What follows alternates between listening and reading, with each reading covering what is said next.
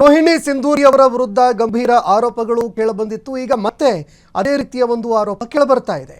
ಬಟ್ಟೆ ಹಾಗೂ ಬ್ಯಾಗ್ ಖರೀದಿಯಲ್ಲಿ ಅಕ್ರಮ ಮಾಡಿದ್ದಾರೆ ಅನ್ನೋ ಆರೋಪ ಕೇಳಬರ್ತಾ ಇದೆ. ಪರಿಸರ ಸ್ನೇಹಿ ಬಟ್ಟೆ ಹಾಗೂ ಬ್ಯಾಗ್ ಖರೀದಿಯಲ್ಲಿ ಕೋಟ್ಯಂತರ ರೂಪಾಯಿ ಭ್ರಷ್ಟಾಚಾರ ಆಗಿದೆ ಅನ್ನೋ ಆರೋಪ ಕೇಳಬರ್ತಾ ಇದೆ. ಕೋಟ್ಯಂತರ ರೂಪಾಯಿ ಅಕ್ರಮ ಎಸಗಿದ್ದಾರೆ ಅನ್ನೋ ಆರೋಪ. ಮೈಸೂರಿನ ನಿರ್ಗಮಿತ ಜಿಲ್ಲಾಧಿಕಾರಿ ರೋಹಿಣಿ ಸಿಂಧೂರಿಗೆ ಸಂಕಷ್ಟ ಎದುರಾಗ್ತಾ ಇದೆ.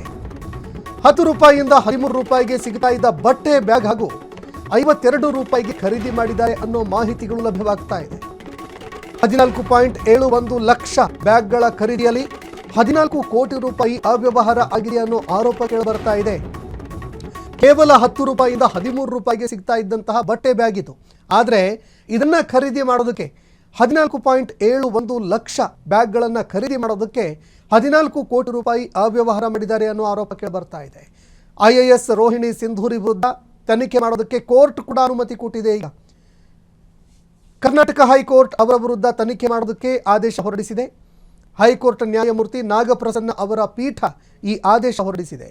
JDSನ ಮಾಜಿ ಶಾಸಕ ಸಾರಾ ಮಹೇಶ್ ಈ ಪ್ರಕರಣವನ್ನು ಬಯಲಿಗೆಳೆದಿದ್ರು. ಈ ಬಗ್ಗೆ ತನಿಖೆ ಆಗಬೇಕು, ಭಾರಿ ಪ್ರಮಾಣದಲ್ಲಿ ಭ್ರಷ್ಟಾಚಾರ ಆಗಿದೆ, ಇದರಲ್ಲಿ ಅಕ್ರಮ ಆಗಿದೆ ಅಂತ ಗಂಭೀರವಾಗಿ ಆರೋಪ ಮಾಡಿದ್ರು. ಜೊತೆಗೆ ಈ ಪ್ರಕರಣವನ್ನು ಬಯಲಿಗೆಳೆದ ಬಳಿಕ ಈ ಪ್ರಕರಣ ಕೋರ್ಟ್ ಮೆಟ್ಟಿಲು ಕೂಡ ಏರಿತು.